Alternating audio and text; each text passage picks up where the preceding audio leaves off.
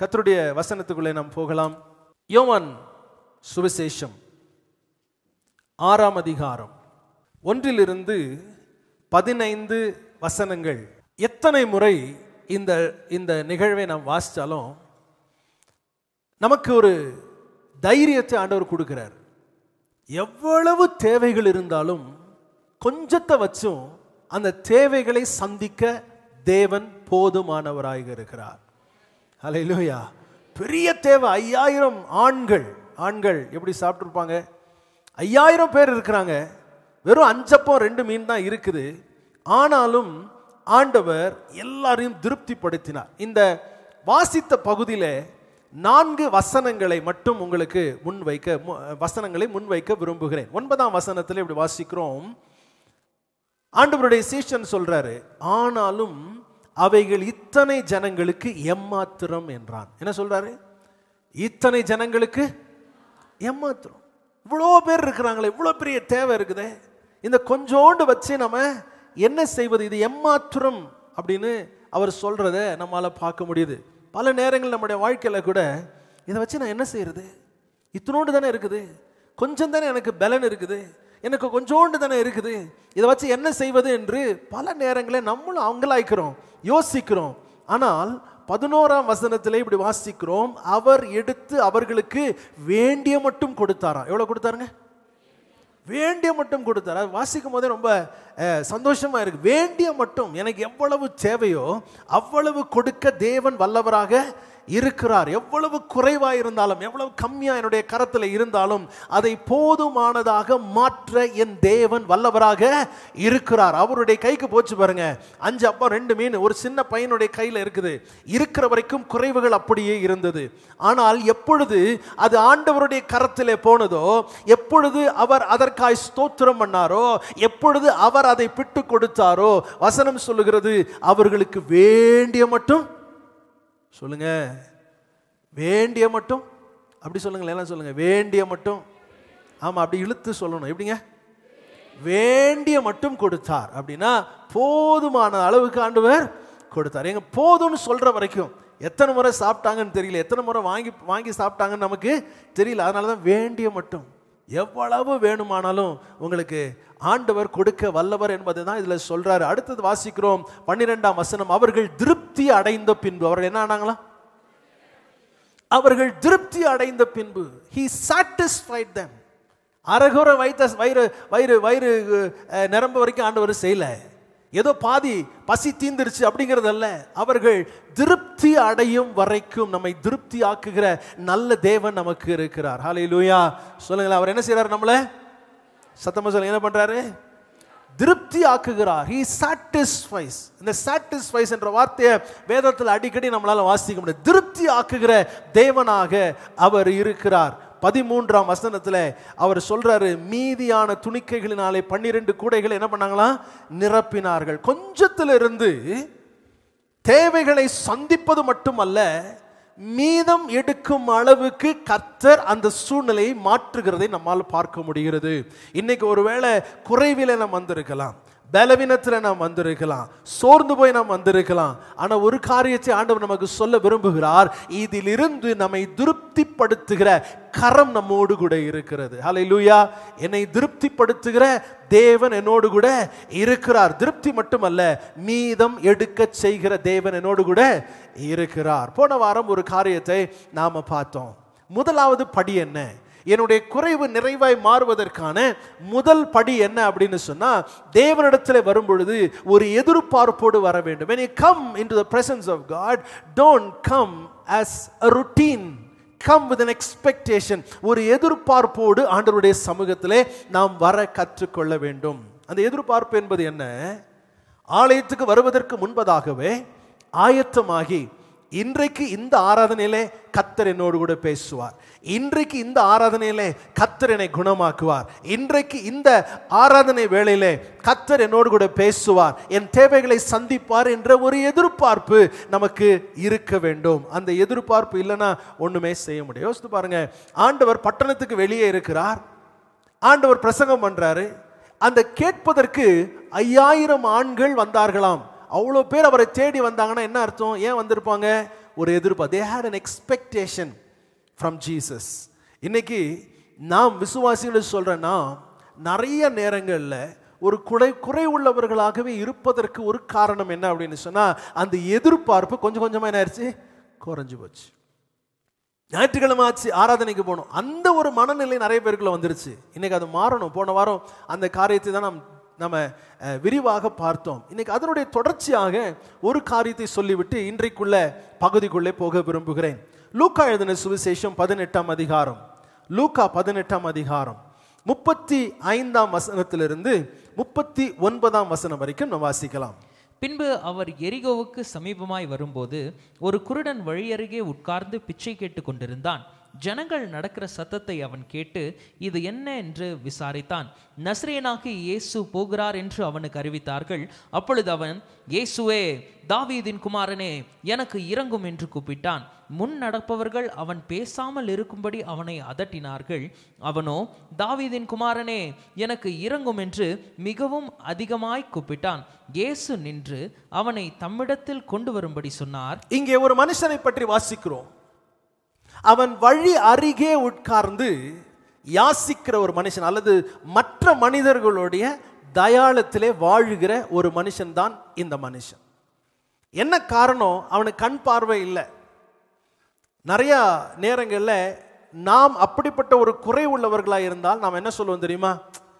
பாருங்க, எல்லாருக்கும் கடவுள் கண்ணு கொடுத்துருக்கிறார், எனக்கு மட்டும் என்ன பண்ணல, கண்ணு கொடுக்கல. எல்லாரும் நல்ல நல்ல வேலை இருக்கு, எனக்கு வேலை கொடுக்கல. எல்லாரும் அப்படி இருக்கிறாங்க, எனக்கு இப்படி இருக்குது அப்படின்னு சொல்லி ஒப்பிட்டு பார்ப்போம். ஆனால் இந்த மனுஷன் இல்லாததை பற்றி கவலைப்படவில்லை, இருப்பதை சரியாய் பயன்படுத்தினான். திரும்ப சொல்றேன், இந்த மனிதன் இல்லாததை பற்றி என்ன செய்யல, கவலைப்படல, இருக்கிறதை சரியாய் பயன்படுத்தினான். அவனால பார்க்க முடியல, ஆனா நல்லா என்ன செய்ய முடியும்? அல்லேலூயா. பார்க்க முடியல, ஆனாலும் என்ன செய்ய முடியும்?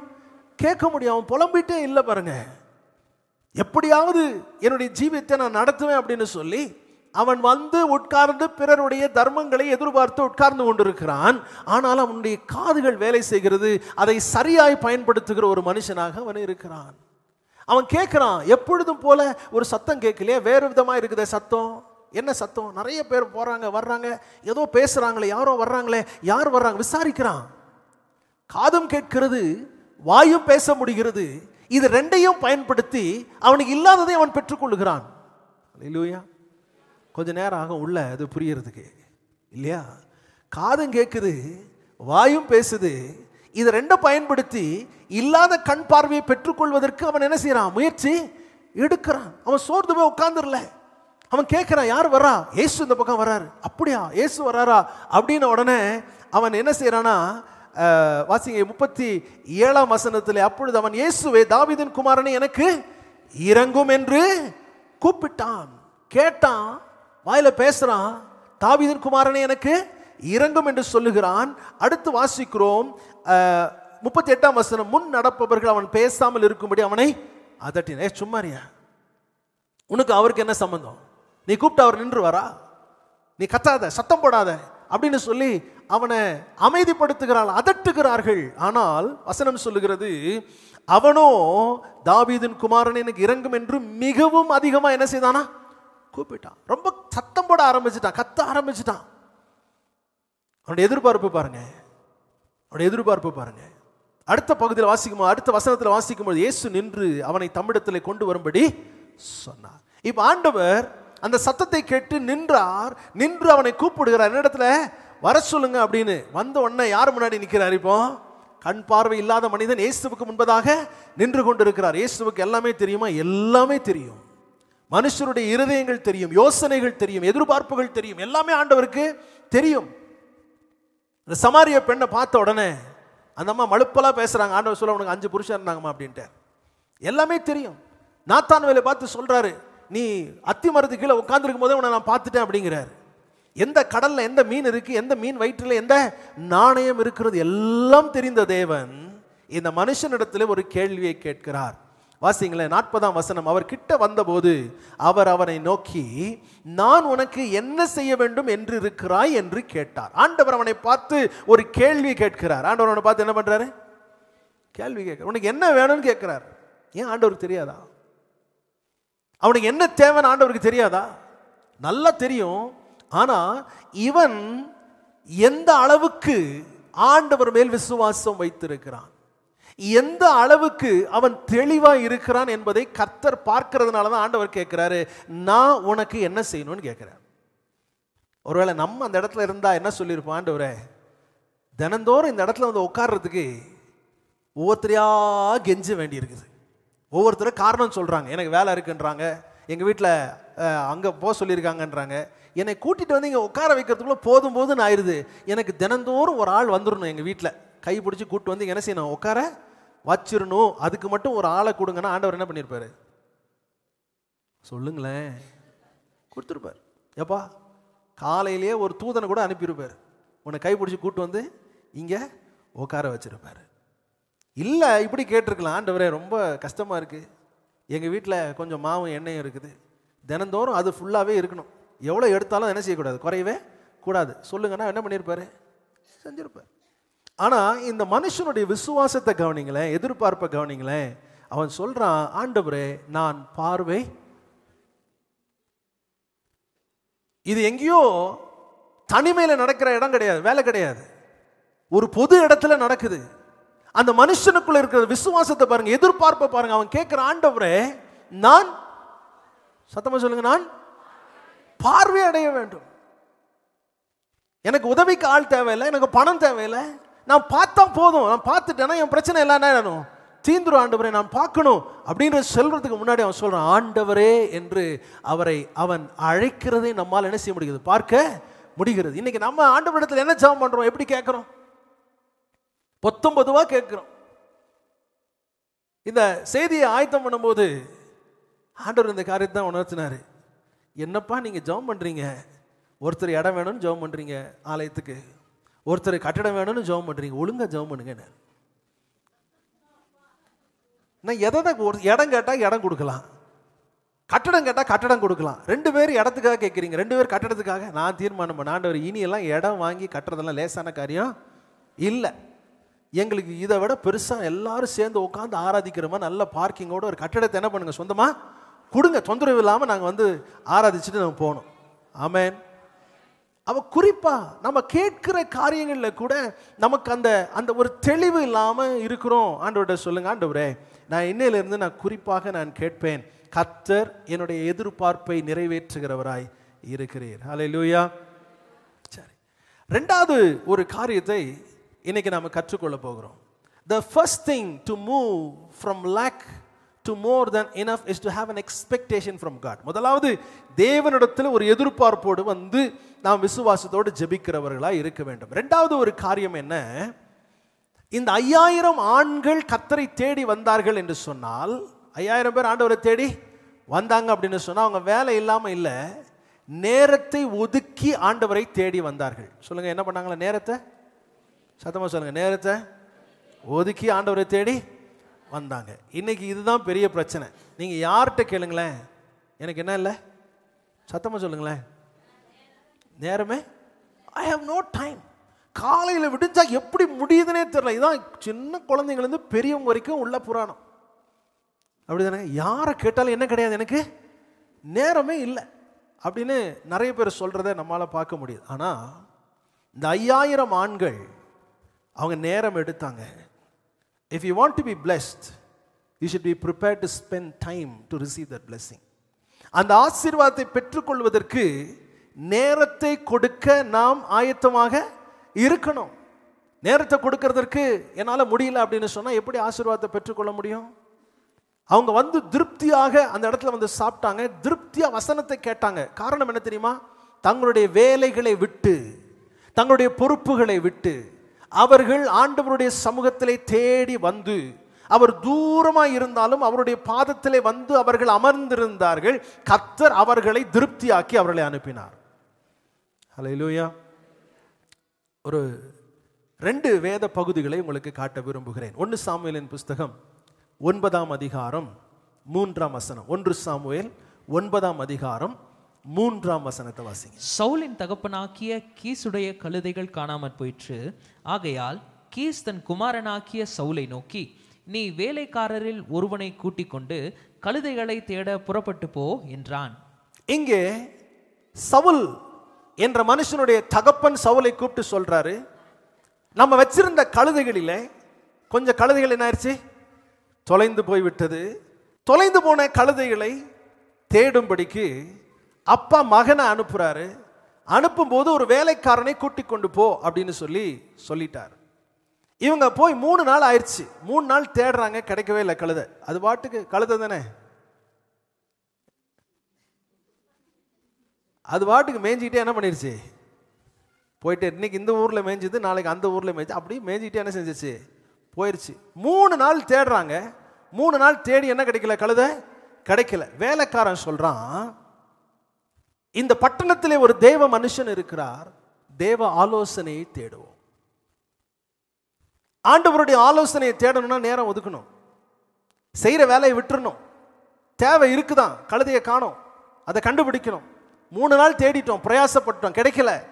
என்ன செய்யணும், கர்த்தருடைய ஆலோசனையை கேட்கணும். நேரம் எடுக்கிறாங்க பாருங்க.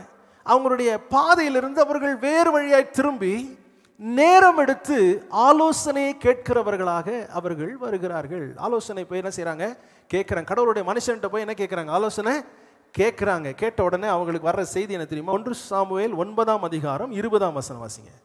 3 நாளைக்கு முன்னே காணாமற் போன கழுதைகளை பற்றி கவலைப்பட வேண்டாம், அவைகள் அகப்பட்டது.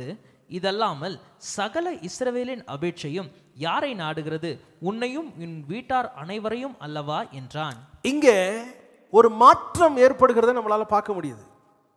இவங்க போய் ஒரு தேவனுடைய மனுஷனிடத்தில் ஆலோசனை கேட்கிறாங்க. அவர் சொல்றாரு, கழுதையெல்லாம் கிடைச்சிருச்சுப்பா, கழுதையெல்லாம் கிடைச்சிருச்சு, நீ அதை தேட வேண்டாம், ஆனா உன்னை இஸ்ரவேல் தேடுகிறது. உன்னை இஸ்ரவேல் என்ன பண்ணுது, தேடுது. நீ இப்ப தேடப்பட்ட ஒரு மனுஷனாக மாற்றப்படுகிறாய். காரணம் என்ன தெரியுமா? கர்த்தரை இவன் தேடினதுனாலே இவன் தேவனால் தேடப்பட்ட ஒரு மனுஷனாக இவன் மாற்றப்படுகிறான். எத்தனை பேருக்கு மனசுல நல்லா புரியுது? அல்லேலூயா. நீங்க கர்த்தரை தேடுவீங்கன்னா கர்த்தரையும் உங்களை தேடுவார். அல்லேலூயா. கர்த்தரை தேடி போறாரு, ஆலோசனை தேடி போறாரு. கர்த்தருடைய மனுஷன் சொல்றாரு, இப்போ இஸ்ரவேலே யாரை தேடிக்கொண்டிருக்கிறது, உன்னை தேடிக்கொண்டிருக்கிறது அப்படின்னு சொல்லி அவனை 10ஆம் அதிகாரம் 1ஆம் வசனம் வாசிங்க. அப்பொழுது சாமுவேல் தைல குப்பியை எடுத்து அவன் தலையின் மேல் வார்த்து அவனை முத்தம் செய்து, கர்த்தர் உன்னை தம்முடைய சுதந்திரத்தின் மேல் தலைவனாக அபிஷேகம் பண்ணினார் அல்லவா. இங்க என்ன பார்க்கிறோம் அப்படின்னா, கர்த்தருடைய ஆலோசனை கேட்டு போன மனிதன் மேல் ஒரு அபிஷேகம் கொடுக்கப்படுகிறது. அல்லேலூயா. ஆண்டவரை தேடுவதற்கு நேரத்தை ஒதுக்க வேண்டும். எத்தனை பேருக்கு எவ்வளோ நேரம் நம்ம ஆண்டவர் கொடுக்குறோன்னே தெரியல. ஒரு வாரத்தில் நமக்கு தேவன் கொடுக்கிற காலம் 168 மணி நேரம். எவ்வளோ நேரம் கொடுக்குறாரு? நம்ம எவ்வளோ நேரம் ஆண்டவர் கொடுக்குறோம்? நம்ம எவ்வளோ நேரம் ஆண்டவர் கொடுக்குறோம்? இன்னைக்கு அதை நம்ம கண்டிப்பாக தெரிந்து கொள்ள வேண்டும். உங்களிடத்துல ஒரு காரியத்தை நான் சொல்ல விரும்புகிறேன். இன்னைக்கு காலையில் நீங்கள் ஆராதனைக்கு புறப்பட்டு வந்தீங்க. ஆராதனை 1.5 மணி நேரத்துக்கு வந்திருந்தால் அதுக்கு பிரயாணப்பட்டுகிற நேரம் எவ்வளோன்றது கணக்கு வச்சுக்கோங்க. அதுவும் ஆண்டவருக்கு செலவிட்ட நேரமாக கணக்கு வச்சுக்கோங்க, எழுதிக்கோங்க. ஒருவேளை 1/2 மணி நேரம், 1 மணி நேரம், 3 மணி நேரம் முன்னாடி கிளம்புன குடும்பம்லாம் இருக்குது, அதை போட்டுக்கோங்க. காலையில் நான் வீட்டில் இருந்து கிளம்பி 3 மணி நேரம் ட்ராவல், 1.5 மணி நேரம் ஆராதனை, திரும்ப போகிறதுக்கு 1 மணி நேரம், 3, 4.5, எவ்வளோ நேரம்? சரி, 5.5 மணி நேரம். இன்னைக்கு ஞாயிற்றுக்கிழமை கணக்கில் எழுதிட்டேன். ஆண்டவர் 5 மணி நேரம் ஆண்டவருக்கு கொடுத்துட்டேன். இன்னைக்கு ராத்திரி நான் 1/2 மணி நேரம் வேதத்தை வாசிக்கிறேன், 6 மணி நேரம் ஆச்சு. இவ்வளோ நேரம் ஜெபிக்கிறேன், இன்னொரு 1/2 மணி நேரம், இவ்வளோ நேரம் ஆச்சு. கணக்கு வச்சுக்கோங்க. நாளை காலையில் நீங்கள் எழும்பும் போது எவ்வளோ நேரம் ஜெபம் பண்ணுறீங்க, எவ்வளோ நேரம் வேதம் வாசிக்கிறீங்க அப்படிங்கிறத குறித்து வைங்க. குறித்து வச்சு இன்னைக்கு ஞாயிற்றுக்கிழமை காலையில், அடுத்த ஞாயிற்றுக்கிழமை வரும்போது நீங்கள் எனக்கு சொல்லுங்களேன், இந்த வாரத்தில் ஆண்டவருக்கு எவ்வளவு நேரம் கொடுத்தேன். கணக்கு பார்க்கணுமா இல்லையா? வசனம் சொல்லுது கணக்கு கேட்க வர்றாராமா. அப்போ நாம கணக்கு பார்க்கணும்ல. வாரத்தில் 168 மணி நேரம் அவர்கிட்ட இருந்து நம்ம வாங்கிட்டு நாம் அவருக்கு கொடுக்கும் போது மட்டும் 5 நிமிஷமும் 10 நிமிஷமும் 1/2 மணி நேரமும் 1 மணி நேரமும் கொடுத்தோம்னா என்ன பிரயோஜனம்? ஆனால் அடுத்த வாரம் நீங்கள் வரும்போது கண்டிப்பாக நான் வாசலில் நிற்பேன். ஒவ்வொருத்தரும் என்கிட்ட வெக்கப்படாமல் உண்மையாக சொல்லணும். அது 5 நிமிஷம் 10 நிமிஷம் ஒரு அந்த உணர்வு நமக்குள்ளே வரட்டும். ஏன் இவ்வளவு பிரயாசப்பட்டு நம்ம கூடி ஆண்டவர் ஆராதிக்கிறோம் தெரியுமா? அவர் நமக்காக வைத்திருக்கிற அத்தனையும் நான் பெற்றுக்கொள்ள வேண்டும். அவர் என் மூலமா எதெல்லாம் செய்யணும்னு நினைக்கிறாரோ எல்லாவற்றையும் செய்து முடிக்க வேண்டும். அப்போ அதற்கு நான் நேரம் கொடுக்கலன்னா என்ன பண்ண முடியும்? இன்னைக்கு அந்த ஒரு தீர்மானத்தை எடுப்பீங்களா? நம்ம நிறைய கவனச்சிதறல்கள், நேரம் வீணாகிறது நிறைய இருக்குது. நம்மக்கிட்ட நிறைய நேரம் நமக்கு வீணாகுது. நிறைய வீணடிக்கிறோம், கதை பேசுகிறோம், தேவையில்லாத ஆட்களோட நட்பு வைத்துக் கொள்கிறோம், மொபைலில் நேரம் செலவு பண்ணுறோம். ஒரு காரியம் மட்டும் செய்யுங்களேன், ஆண்டவர்கிட்ட சொல்லுங்க, ஆண்டவரே இன்னையிலிருந்து இந்த நேரத்திலிருந்து நான் உமக்கு நேரம் கொடுக்க தீர்மானிக்கிறேன். ஆண்டவரே நான் நிறைய நேரம் கொடுப்பேன், உண்மைதான், போதாது, பத்தாது நான் கொடுக்குற நேரம். ஆனால் இன்னைக்கு நான் தீர்மானிக்கிறேன் ஆண்டவரே. ஏன்னா நமக்கு வேலை இருந்துக்கிட்டே தான் இருக்குது, வேலை இருந்துக்கிட்டே தான் இருக்குது. சில ஹவுஸ் ஒய்ஃப்ஸ், குடும்ப பெண்கள் நீங்கள் கவனிச்சிங்கன்னா காலையில் எழுந்து ராத்திரி படுக்கைக்கு போகிற வரைக்கும் அவங்க என்ன செஞ்சுட்டே இருப்பாங்க? வேலை. தூங்கிட்டே இருப்பாங்களா? வேலை செஞ்சுக்கிட்டே இருப்பாங்க. ஏதோ ஒரு வேலை அவங்களுக்கு காலிலேருந்து என்ன செஞ்சுட்டே இருக்கும், சாயங்காலம் இருந்துட்டு. இதே இது அவங்களுக்கு வேலைக்கு போயிட்டாங்கன்னு வச்சுக்கோங்களேன், வேலை கிடச்சிருச்சுன்னா அந்த காலையிலையும் சாயங்காலமும் ஒரு நாள் முழுசும் செய்கிற வேலையை கொண்டு போய் என்ன பண்ணிடுவாங்க, செஞ்சு முடிச்சு வேலை கொடுக்க வேண்டிய நேரத்தை வேலைக்கு கொடுத்துருவாங்க. அப்போ நேரம் ஒதுக்கணும்னு நினச்சா நம்மளால் என்ன செய்ய முடியும்? நேரம் ஒதுக்க முடியும். ஆனால் நம்முடைய மனதுக்கு அது தெரிய மாட்டேங்குது. நீங்கள் ஆண்டவர்கிட்ட சொல்லுங்க, ஆண்டவரே நான் நேரம் கொடுப்பேன், ஒரு வாரத்தில் இவ்வளோ மணி நேரம் எனக்கு கொடுத்துருக்குறீங்க, நான் எவ்வளோ நேரம் கொடுக்குறேன் ஆண்டவரே, எனக்கு உதவி செய்யுங்கன்னு ஜெபம் பண்ணுங்க. கர்த்தர் நிச்சயமாய் அதை நமக்கு செய்வார். ஞாபகத்தில் வைத்துக் கொள்ளுங்கள், இப்பத்திலிருந்து இன்னையிலிருந்து கணக்கு ஆரம்பிக்குது. அடுத்த ஞாயிற்றுக்கிழமை வரும்போது வராமல் இருந்துடாதீங்க. வாசலில் கண்டிப்பாக நிற்பேன், உங்கள் பேரெல்லாம் இருக்குது, ஃபோன் நம்பர்லாம் அது பக்கத்தில் நான் குறித்து வச்சுக்கிறேன். நாங்கள் ஜெபம் பண்ணுறோம், ஆண்டவரே உங்கள் நேரம் நிறையா என்ன செய்யணும், கொடுக்கணும். சொல்ல புரியுதா? எதுக்கு தெரியுமா? அப்போ தான் குறைவிலிருந்து நிறைவுக்கு நம்மளால் என்ன செய்ய முடியும், போக முடியும். எல்லாம் போக முடியாது. ஆர்வம் இருந்தால் மட்டும் போதாது, நேரம் கொடுக்க கற்றுக்கொள்ள வேண்டும்.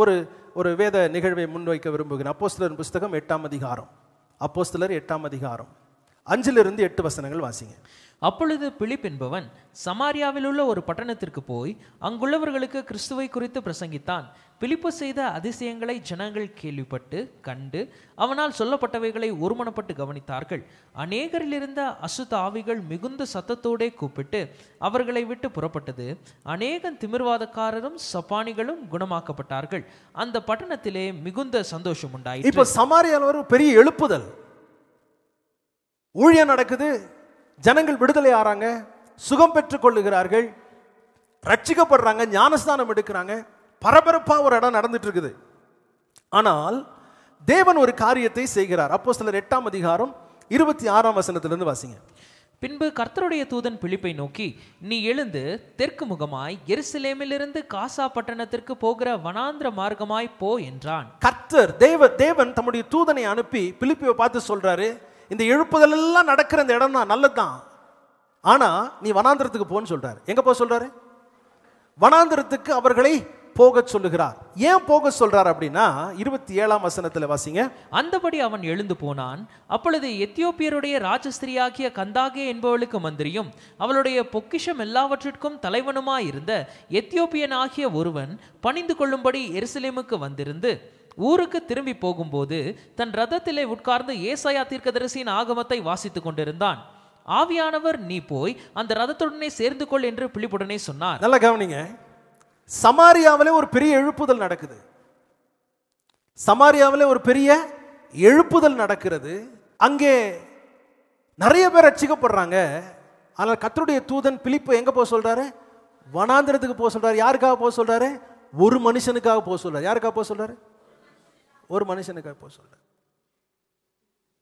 உங்க ஒவ்வொருத்தருக்காகவும் கர்த்தர் தம்முடைய தூதனை அனுப்புவார். எப்ப தெரியுமா? அவருக்கென்று நேரத்தை ஒதுக்கும் போது.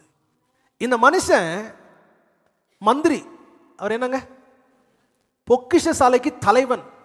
எவ்வளவு பெரிய மனுஷன் பாருங்க.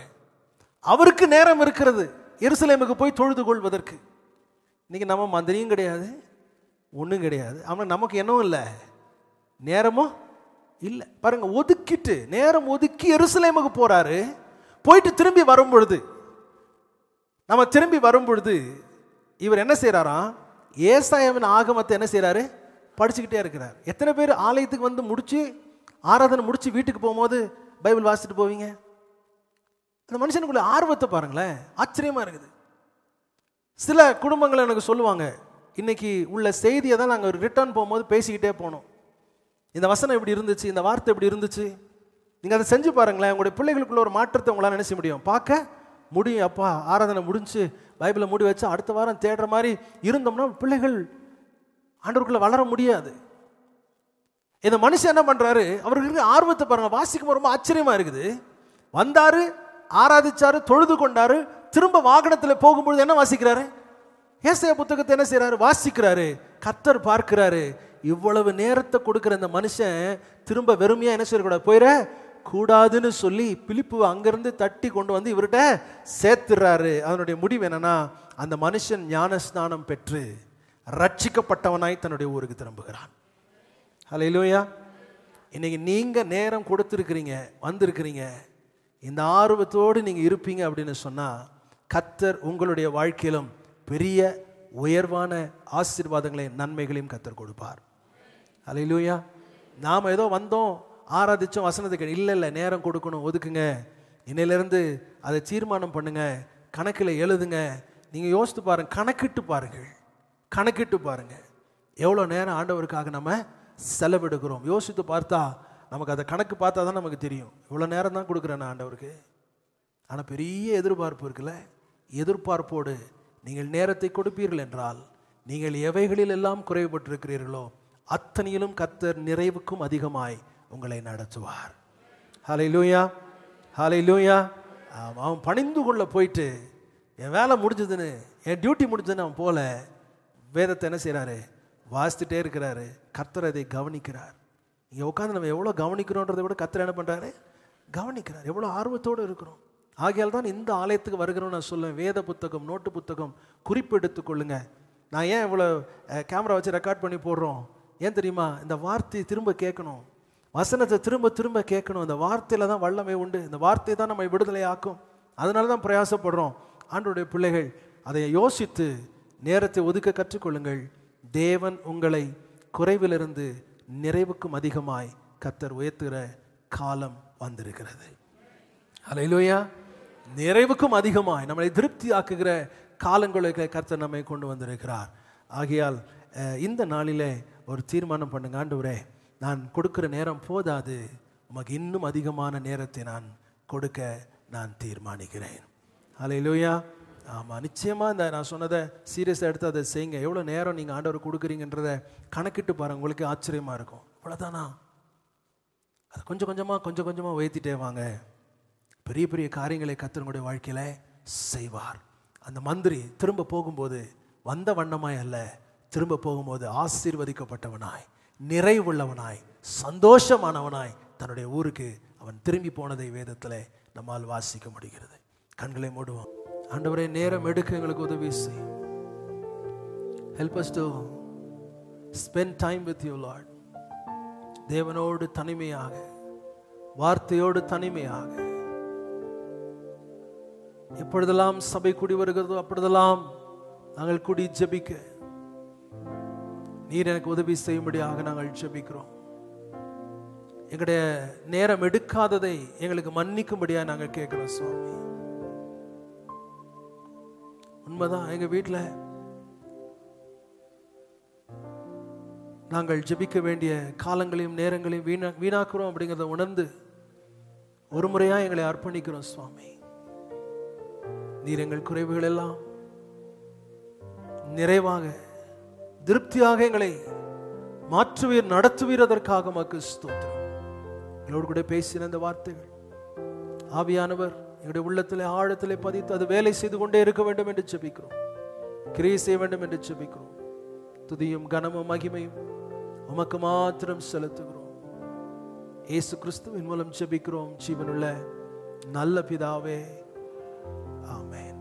நம்முடைய கர்த்தராகிய இயேசு கிறிஸ்துவினுடைய கிருபையும் பிதாவாகிய தேவனுடைய அன்பும் பரிசுத்த ஆவியானவருடைய ஐக்கியமும் நம் அனைவரோடும் இன்றும் என்றும் சதா காலங்களிலும் கூட இருப்பதாக.